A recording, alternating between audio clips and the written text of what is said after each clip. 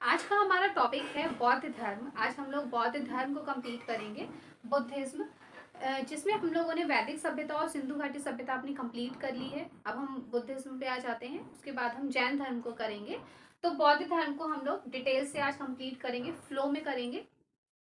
बौद्ध धर्म का बेसिक पहले हम लोग कंप्लीट करेंगे, उसका एक ओवरव्यू ले लेंगे कि बौद्ध धर्म या जो गौतम बुद्ध हैं, जैसे उनका बचपन का नाम सिद्धार्थ है, ऐसे ही उनके माता पिता, उनका जन्म कब हुआ, उनकी मृत्यु कब हुई, उन्होंने गृह त्याग किया, जैसे 29 वर्ष की उम्र में उन्होंने 29 वर्ष की अवस्था में उन्होंने गृह त्याग किया। लेकिन जब उन्होंने गृह त्याग किया 29 वर्ष की उम्र में, तो उनका एक वास्तविक जीवन शुरू होता है। तो फिर वैसे ही हम लोग नोट्स वाइज अच्छे से कंप्लीट करते हुए बौद्ध धर्म को चलेंगे और स्टार्ट करते हैं बौद्ध धर्म।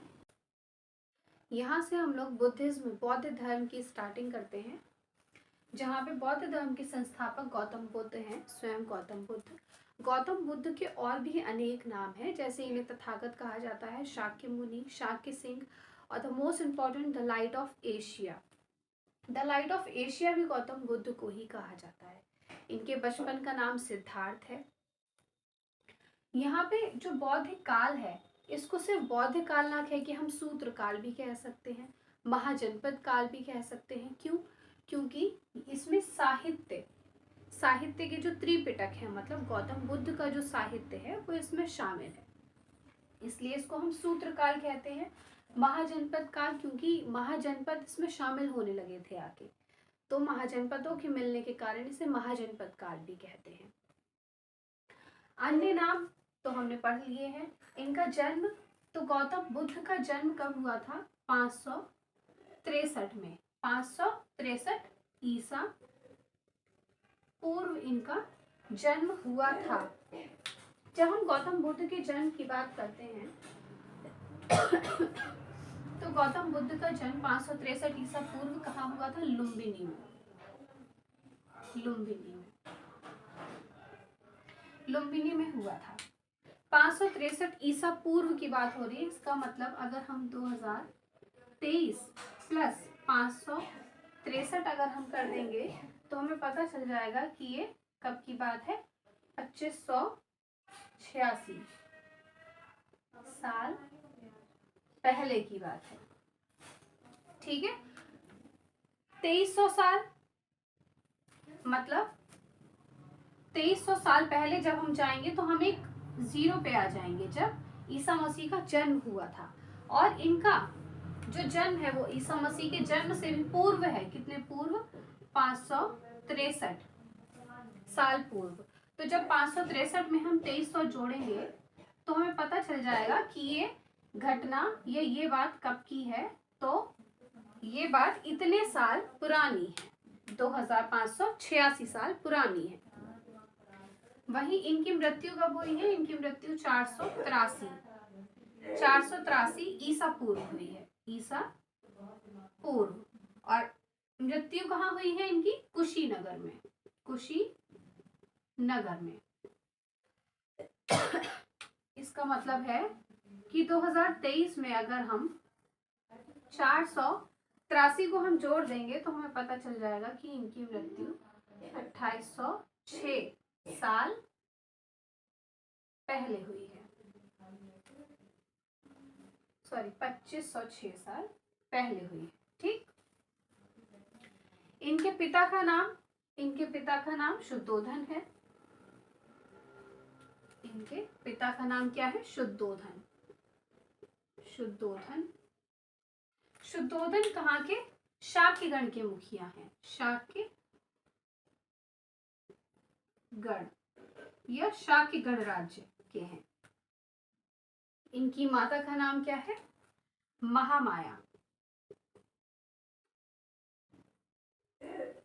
की माता का नाम है महामाया। महामाया जो है ये कोलिया वंश की राजकुमारी है, कोलिया वंश की राजकुमारी।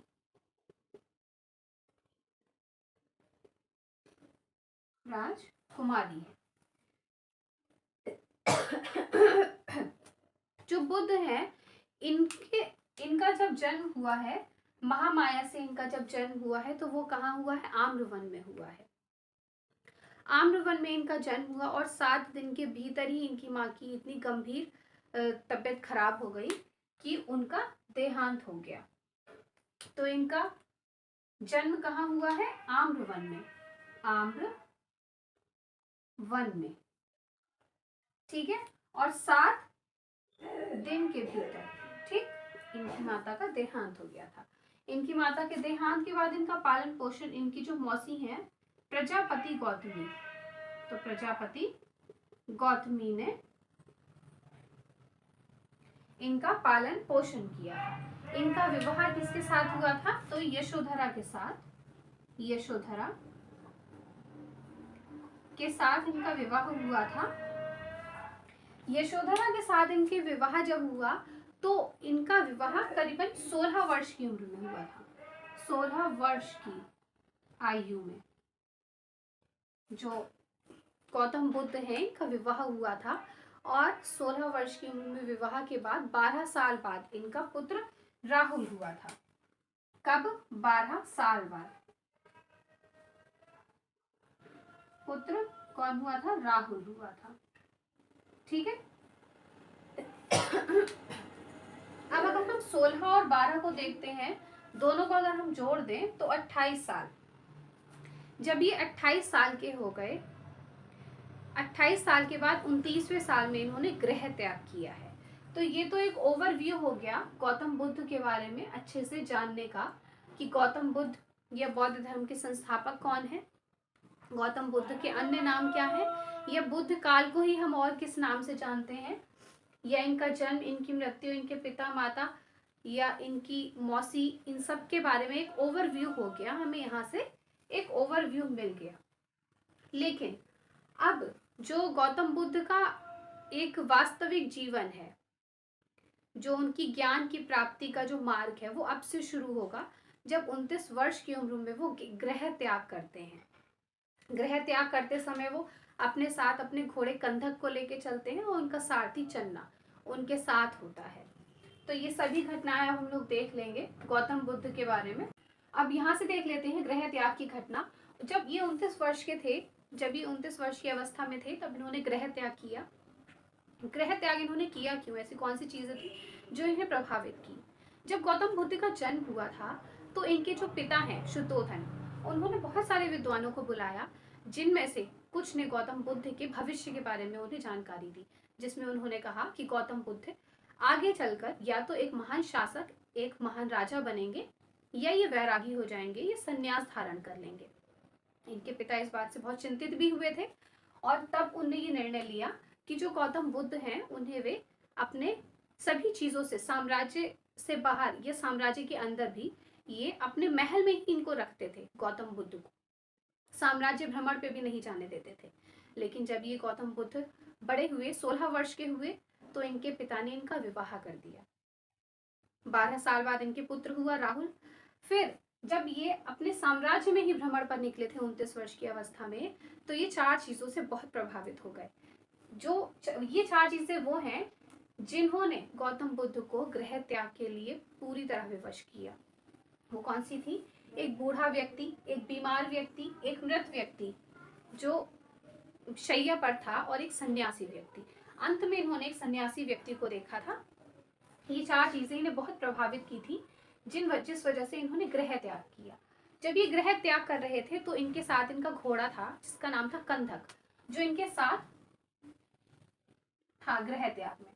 तो ये क्वेश्चन आता है, तो इनके घोड़े का नाम क्या था, कंधक, ठीक है। इनके सारथी का नाम क्या है, आपको पता होना चाहिए कि इनके सारथी का नाम है चन्ना, ठीक है। गृह त्याग का जो मार्ग था उसी मार्ग में चलते चलते इन्हें खीर भी खिलाई थी, किसने, सुजाता ने, ठीक है। और गृह त्याग तो इन्होंने 29 वर्ष की अवस्था में किया और ज्ञान प्राप्ति उन्हें 35 वर्ष की अवस्था में हुई। तो इस बीच का जो 6 साल का समय था उसमें ऐसा नहीं है कि ये एकदम से ज्ञानी हो गए थे, तो ये गुरुओं की तलाश कर रहे थे। तो इनके जो गुरु थे उनके बारे में भी प्रश्न पूछा जाता है कि इनके गुरु कौन कौन थे। तो इनके गुरु थे आलार कलाम। आलार कलाम, आलार कलाम इनके जो गुरु थे ये सांख्य दर्शन के गुरु थे। सांख्य दर्शन के गुरु थे। रुद्रक रामपुत्रम ये इनके योग दर्शन के गुरु थे। योग दर्शन के गुरु थे। ऐसे ही इनके बृहस्पति, जो बृहस्पति गुरु थे ये इनके वैदिक दर्शन के गुरु थे। वैदिक दर्शन के गुरु थे। तो इनके 3 गुरु थे जिनसे इन्होंने शिक्षा ग्रहण की थी, लेकिन अंत में जो गौतम बुद्ध थे ये तीनों ही गुरु से संतुष्ट नहीं थे। गौतम बुद्ध तीनों ही गुरु से असंतुष्ट थे। तब इन्होंने ज्ञान प्राप्ति के लिए तपस्या करना शुरू किया था। 35 वर्ष की अवस्था में इन्होंने ज्ञान प्राप्ति की थी। ज्ञान प्राप्ति कहाँ की थी, वो कौन सा दिन था, ये भी बहुत इंपॉर्टेंट पॉइंट्स हैं जो क्वेश्चन में आते हैं। जैसे स्थान कौन सा था, उरुवेला के जंगल। उरुवेला के जंगल कहाँ पे है, बोध गया बिहार में। बोध गया बिहार में, ठीक है। तो उरुवेला के जंगल, नदी कौन सी थी, निरंजना नदी, पीपल वृक्ष के नीचे, और कौन सा दिन था, तो वैशाख पूर्णिमा का दिन था। तो ये पॉइंट्स और ये पॉइंट्स बहुत ही इंपॉर्टेंट है। अच्छा, जब ये तपस्या कर रहे थे तो इनकी तपस्या भंग करने का भी प्रयास किया गया था। वो किसके द्वारा किया गया था, मार के द्वारा किया गया था। मार को अगर हम सरल भाषा में कहें तो कामदेव, कामदेव का एक स्वरूप, कामदेव का एक, कामदेव के स्वरूप ही थे मार, जो क्यों आए थे, गौतम बुद्ध की तपस्या को भंग करने के लिए आए थे। तो हमने यहाँ पे इनके ग्रह त्याग की सभी घटनाएं देख ली। फिर इनको जब यहाँ पे एक पॉइंट और लिख लेते हैं कि ज्ञान प्राप्ति, ज्ञान प्राप्ति की जो घटना होती है उसको क्या कहा जाता है, संबोधि। संबोधि,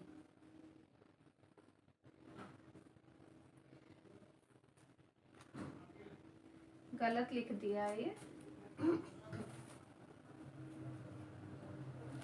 ज्ञान प्राप्ति की घटना को संबोधि की घटना कहा जाता है, ठीक है। आज हम माँ बनेगा इसमें, संबोधि, संबोधि की घटना कहा जाता है ज्ञान प्राप्ति की घटना को। तो यहाँ पे हमने इतना सब कुछ देख लिया। अब हमें क्या देखना है कि इन्होंने अपने उपदेश कहाँ कहाँ दिए हैं।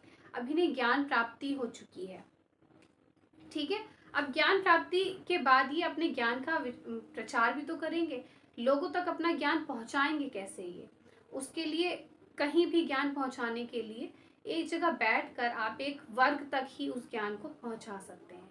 लेकिन उस ज्ञान को अगर ज़्यादा लोगों तक पहुंचाना है या ज़्यादा क्षेत्र विस्तार में पहुंचाना है, तो उसके लिए आपके उपदेश के साथ साथ आपकी यात्राएं भी ज़रूरी होती हैं, जिससे आपका ज्ञान ज़्यादा से ज़्यादा लोगों तक या उस समय के टाइम पे ज़्यादा से ज़्यादा महाजनपदों तक पहुंच सके। तो इसीलिए गौतम बुद्ध ने बहुत सारी यात्राएं भी की हैं, अपने उपदेश भी दिए हैं और यात्राएं भी की हैं। तो अब इनके उपदेश और यात्राओं को देख लेते हैं। इनके उपदेश देख लेते हैं, इन्होंने कहाँ कहाँ अपने उपदेश दिए हैं और कहाँ कहाँ इन्होंने अपनी यात्राएं की हैं। तो सबसे पहले इन्होंने यात्रा की है सारनाथ की, ठीक है। सबसे पहली यात्रा इनकी कहाँ की है, सारनाथ की यात्रा है। उसके बाद वाराणसी, फिर वैशाली, फिर कपिलवस्तु, कौशल जहाँ की राजधानी श्रावस्ती, और अवंती, और अंतिम यात्रा इन्होंने कहाँ की है, कुशीनगर, फिर से वैशाली की। तो पहली यात्रा सारनाथ में और दूसरी यात्रा अंतिम यात्रा वैशाली की है। यही इनका क्रम है यात्राओं का। तो सारनाथ में जब इन्होंने अपनी पहली यात्रा की तो इन्होंने अपना पहला उपदेश 5 सन्यासियों को दिया था, ठीक है। और यहाँ पे इन्होंने क्या किया था, बौद्ध संघ की स्थापना की थी। कहाँ पे, सारनाथ में। जब इन्होंने वाराणसी में यात्रा की तो इन्होंने बौद्ध भिक्षु संघ यहाँ पे बनाया, बौद्ध भिक्षु संघ यहाँ पे बनाया, और यहाँ पे ऋषि पत्तम को इन्होंने क्या दिया, ज्ञान दिया। ऋषि पत्तम को इन्होंने यहाँ पे ज्ञान दिया था। जब इन्होंने वैशाली में यात्रा की तो वैशाली में इन्होंने बौद्ध भिक्षुणी संघ बनाया, और बौद्ध भिक्षुणी, इनकी प्रथम भिक्षुणी कौन बनी थी, इनकी खुद की मौसी प्रजापति गौतमी। प्रजापति गौतमी के बाद कौन बनी थी, आम्रपाली। ठीक है। जब इन्होंने बौद्ध भिक्षुणी संघ बनाया तो ये भी क्वेश्चन आता है कि बौद्ध भिक्षुणी संघ इन्होंने किसके कहने पे बनाया था। तो इनके प्रिय शिष्य थे, प्रिय शिष्य आनंद, से याद रखेंगे। आनंद के कहने पर इन्होंने क्या बनाया था, बौद्ध भिक्षुणी संघ बनाया था वैशाली में। वैशाली के इन्होंने आनंद के कहने पर यात्रा की और बौद्ध भिक्षुणी संघ बनाया। कपिलवस्तु में जब इन्होंने यात्रा की तो परिवार के जितने भी इनके सदस्य थे, इनके पुत्र को मिला के, इनके पुत्र राहुल, तो ये सभी बौद्ध धर्म के अनुयायी बन गए थे और बौद्ध धर्म में शामिल हो गए थे।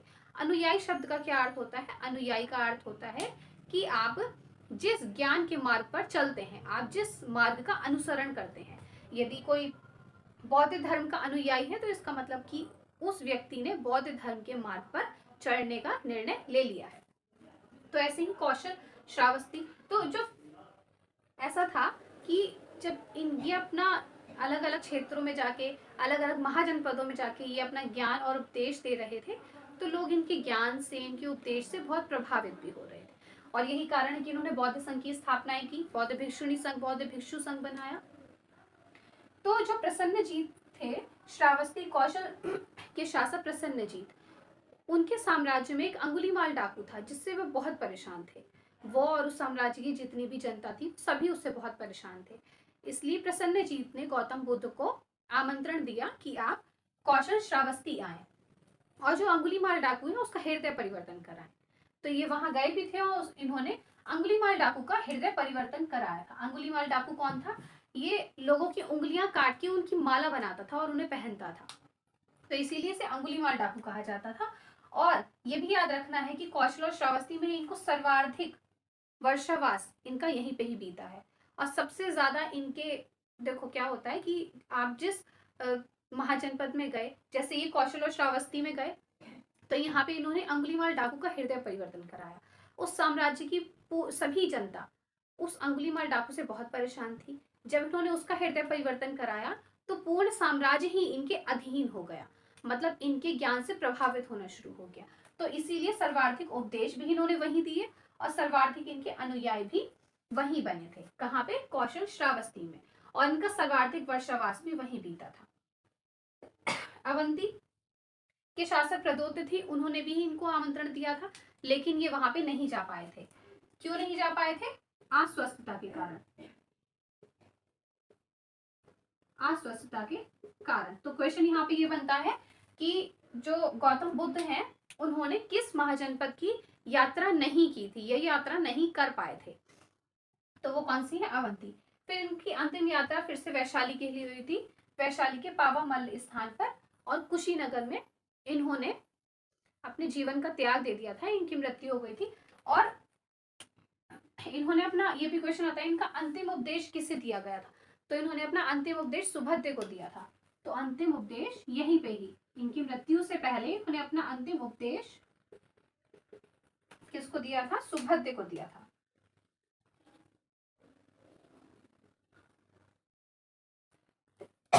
गौतम बुद्ध ने अपनी मृत्यु के पूर्व ही ये बात कही थी। उन्होंने कहा था कि जब उनकी मृत्यु हो जाएगी तो उनके उपदेश ही उनके शास्त्र होंगे, मतलब आप जिन नियमों और जिन के पीछे चलना चाहते हैं वो उनके उपदेश ही होंगे जिनका आप अनुसरण करेंगे आने वाले समय में।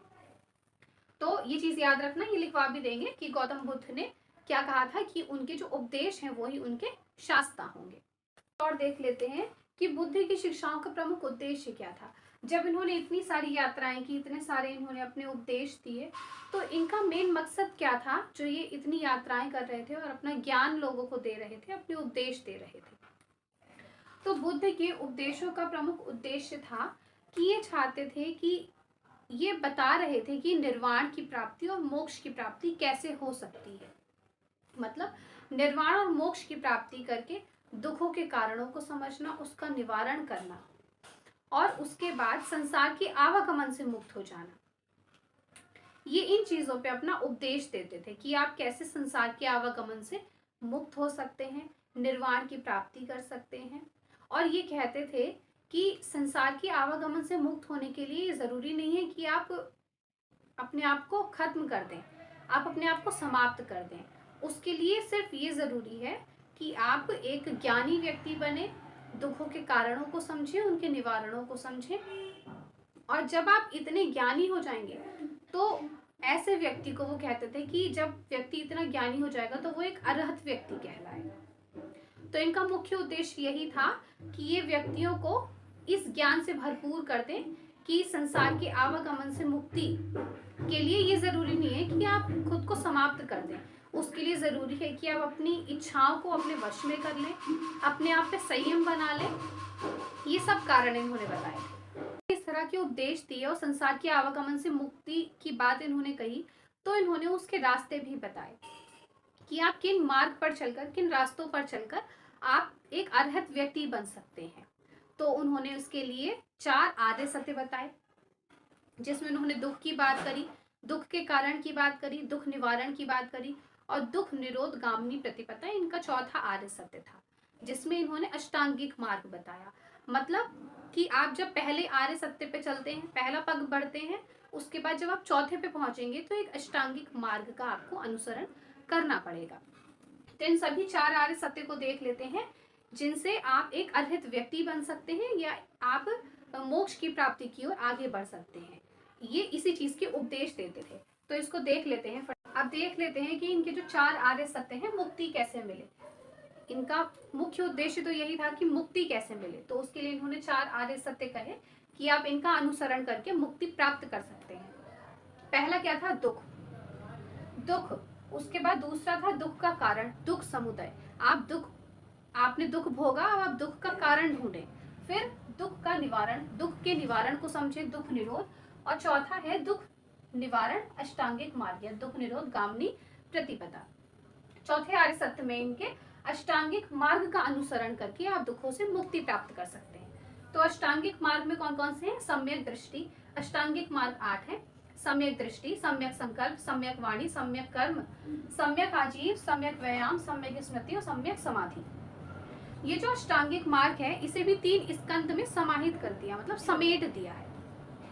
जैसे जो सम्यक दृष्टि और सम्यक संकल्प है ये प्रज्ञा स्कंद में आते हैं, प्रज्ञा स्कंद में आते हैं। सम्यक वाणी, सम्यक कर्म और सम्यक आजीव और सम्यक व्यायाम, ये चारों शील स्कंद में आते हैं, शील स्कंद में आते हैं।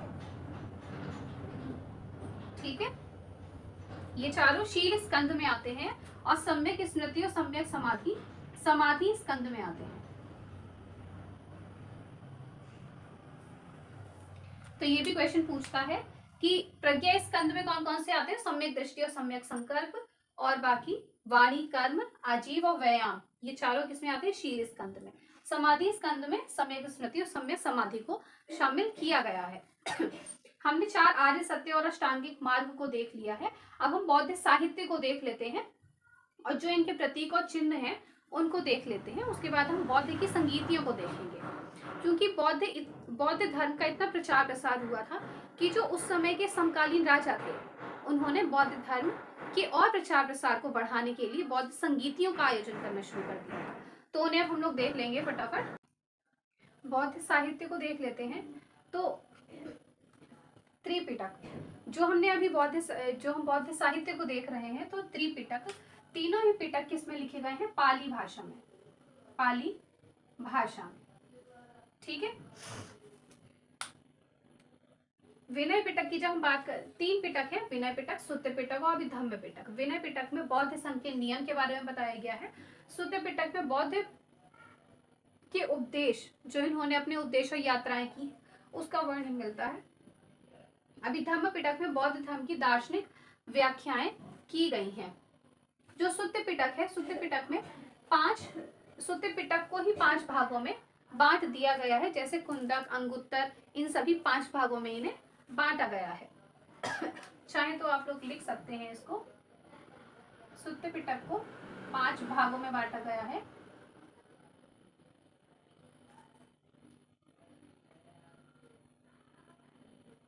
कुंदक निकाय, अंगुत्तर निकाय, इसको भी निकाय कर लेते हैं, अंगुत्तर निकाय, दीर्घ निकाय, मध्यम निकाय,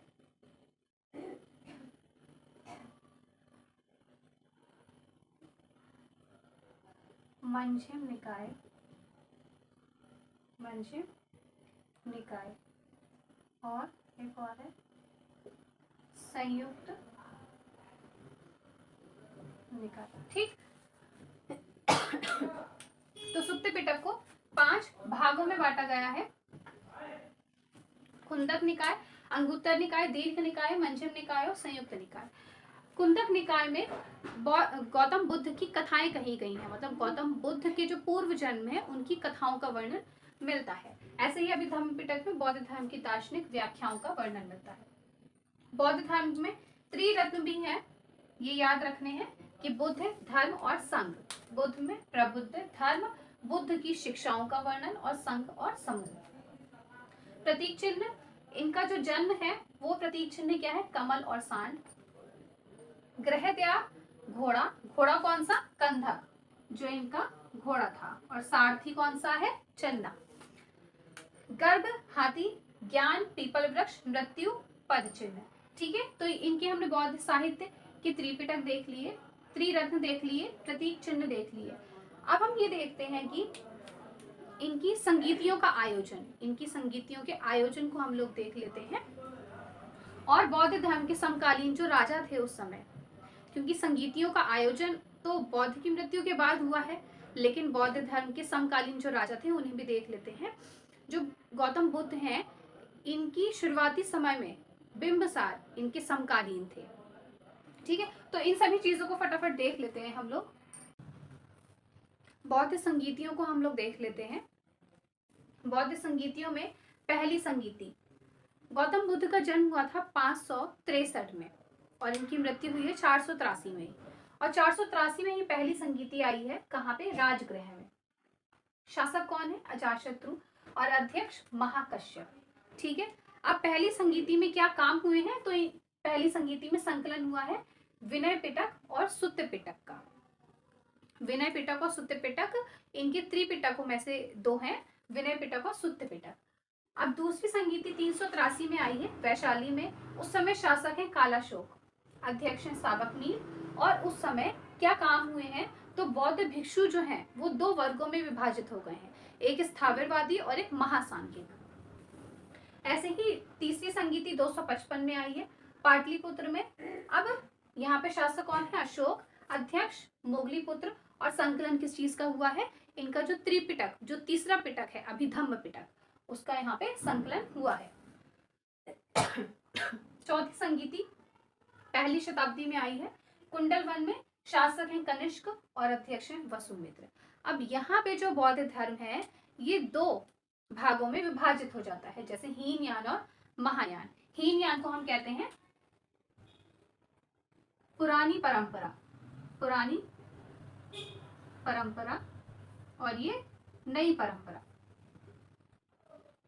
ठीक है, हीनयान पुराना है और महायान नया है। जहां पे जो हीनयान है उसमें और महायान में, इन दोनों में ही हम लोग अब अंतर देख लेंगे, लेकिन उससे पहले हम ये देख लेते हैं कि इनके समकालीन राजा कौन है। जो गौतम बुद्ध हैं इनके समकालीन कौन कौन से शासक उस समय थे वहां पे, तो इन सब चीजों को हम लोग देख लेते हैं।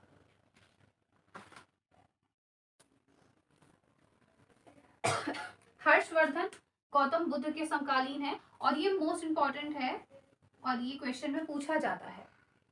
हर्षवर्धन, कनिष्क, बिंबसार, अशोक, प्रसन्नजीत, उदयन और गोपाल, जो पाल वंश बंगाल में थे। ये समकालीन राजा हैं, जिसमें जो बिंबसार हैं, यहाँ पे मार्क कर लीजिए, जो बिंबसार हैं इनका अधिकांश जीवन किसका? बिंबसार का। गौतम बुद्ध का जो अधिकांश जीवन है वो बिंबसार के समकालीन बीता है। मतलब जब बिंबसार के समकालीन का अधिकांश जीवन, जो अधिकांश जीवन है वो बिंबसार के समकालीन बीता है। और सबसे कम जीवन किसके? जिन्होंने पहली संगीति का आयोजन किया था, अजातशत्रु।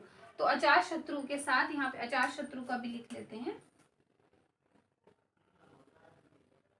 अजातशत्रु, अजातशत्रु के समकालीन का बहुत ही कम समय बीता है गौतम बुद्ध का। तो ये सब इनके समकालीन राजा हैं गौतम बुद्ध के।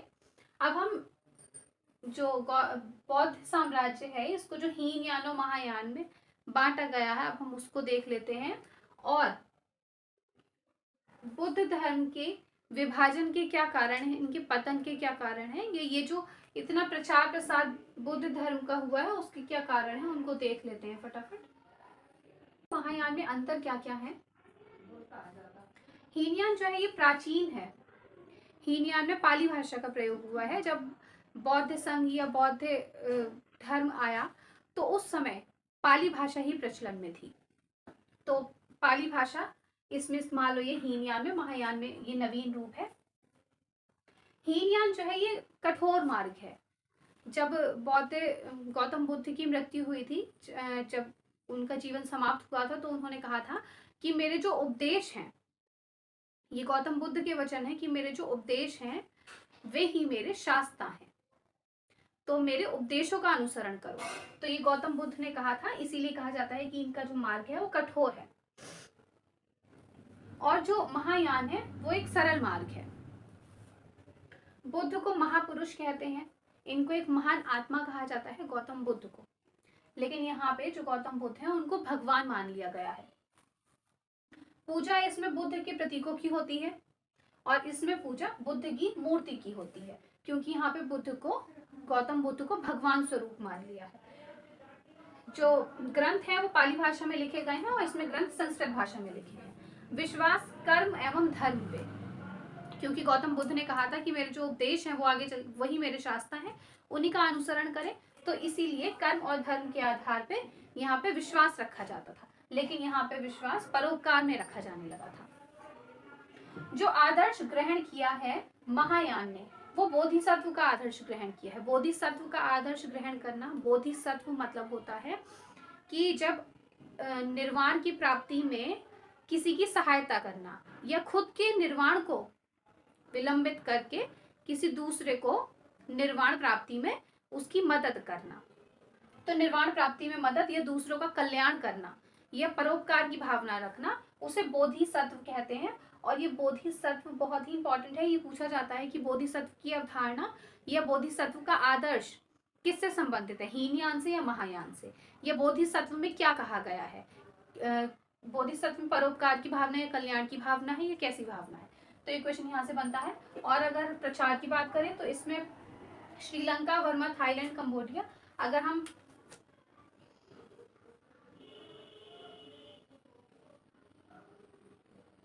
भारत की स्थिति देखें तो श्रीलंका और कंबोडिया, थाईलैंड, ये सब जो दक्षिण भारत के क्षेत्र हैं वहां पे, और यहाँ पे जो नॉर्थ भारत के क्षेत्र हैं, ये पूर्वी ईस्ट भारत के क्षेत्र हैं।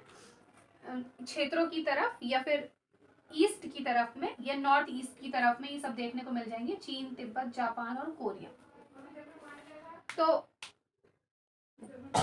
हीनयान का प्रचार इन सब जगह पे हुआ है और महायान का यहाँ पे हुआ है प्रचार। अब हम इनके पतन को देख लेते हैं कि जो गौतम बुद्ध जो बौद्ध धर्म है उसका पतन क्यों हुआ है या किन कारणों से गौतम बुद्ध इतने प्रचलन में आया था, इनका प्रचार प्रसार इतना ज्यादा हुआ था। बौद्ध धर्म के प्रचार प्रसार और बौद्ध धर्म के पतन के कारण देख लेते हैं। तो सबसे पहले जब बौद्ध धर्म की शुरुआत हुई थी तो गौतम बुद्ध एक राजा के परिवार से थे, राजा के बेटे थे वो। तो जब उन्होंने अपना गृह त्याग करके और एक ज्ञान की प्राप्ति में स्वयं को लगा दिया, तो ये एक बहुत बड़ा कारण रहा पहले तो, कि एक राज्य परिवार का एक पुत्र जिसने एक ज्ञान प्राप्ति के लिए अपने गृह को त्याग दिया, सारे आराम को त्याग दिया, तो ये बहुत बड़ा कारण रहा जो लोग गौतम बुद्ध से प्रभावित होने लगे थे कि इन्होंने अपने जीवन में इतने संघर्ष करके ज्ञान की प्राप्ति करी, और अगर इन्होंने अपने राजगृह को त्यागा है और एक ज्ञान की प्राप्ति करी है तो वो किस ज्ञान की प्राप्ति करी है, क्या ज्ञान प्राप्त करने के लिए उन्होंने अपना गृह त्याग किया। तो ये एक बहुत बड़ा कारण था।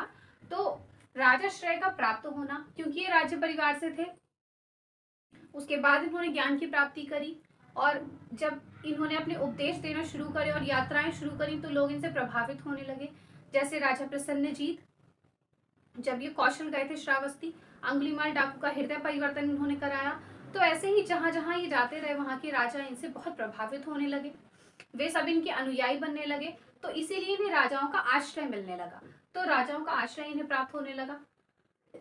और जो बौद्ध धर्म था वो स्टार्टिंग में अपनी जन भाषा में था, मतलब पाली भाषा में था। तो ये एक मेजर पॉइंट रहा है।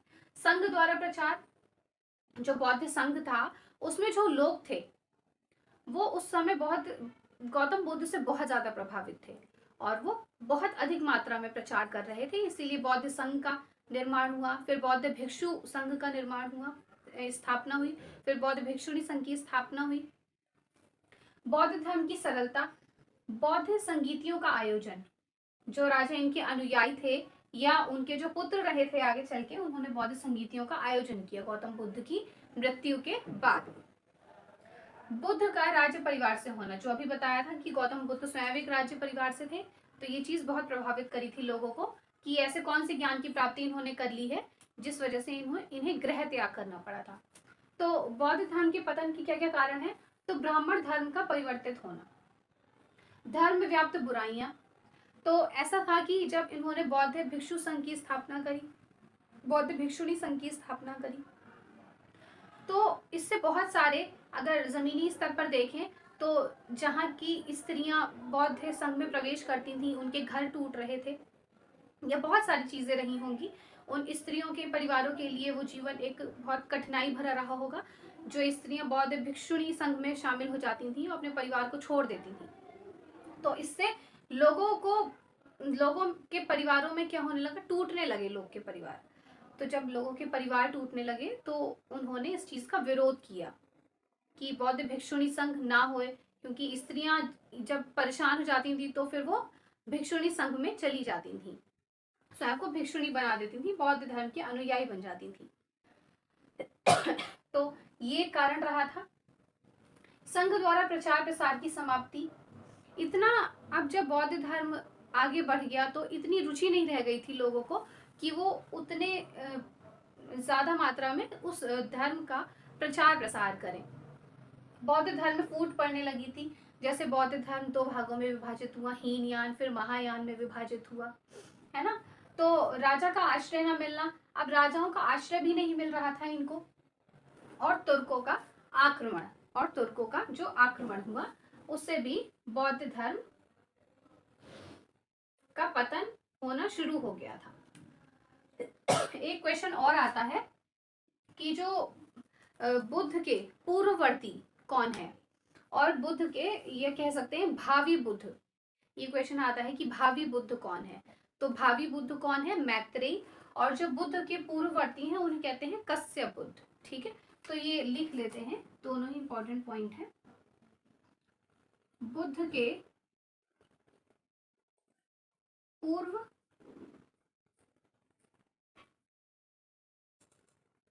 पूर्ववर्ती, तो बुद्ध के पूर्ववर्ती को हम क्या थे वो? तो कश्यप बुद्ध। ठीक है, उन्हें कश्यप बुद्ध कहा जाता था। और भावी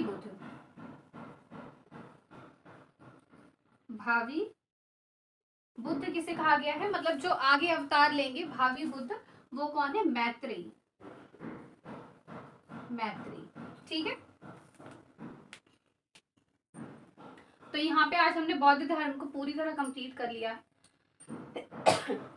लेकिन अभी अगर हम देखें तो बौद्ध धर्म हमारा 90% कंप्लीट हुआ है, जिसमें 10% जो कवर करता है वो हमारा एक कला संस्कृति का पोर्शन है और हमारी बौद्ध धर्म की मैपिंग है कि किस किस क्षेत्र विस्तार में बौद्ध धर्म का कहाँ कहाँ क्षेत्र विस्तार फैला हुआ है, तो ये मैपिंग वाइज और जो कला संस्कृति का हमारा पोर्शन बचा है वो 10% हमारा पार्ट अभी बच गया है, जो हम अलग वीडियो में कवर कराएंगे। कला संस्कृति की आपकी जो वीडियोस होंगी वो सेपरेट होंगी और उनमें कला संस्कृति के साथ साथ जिस किसी भी टॉपिक को पढ़ाएंगे उसकी मैपिंग भी होगी। तो 5 से 10 मिनट की वो वीडियो होगी और उन सभी वीडियो कला संस्कृति की सारी ही वीडियो सेपरेट होंगी, वो जल्दी अपलोड की जाएंगी। और ये बौद्ध धर्म आज हमारा यहाँ पे कंप्लीट हो गया है।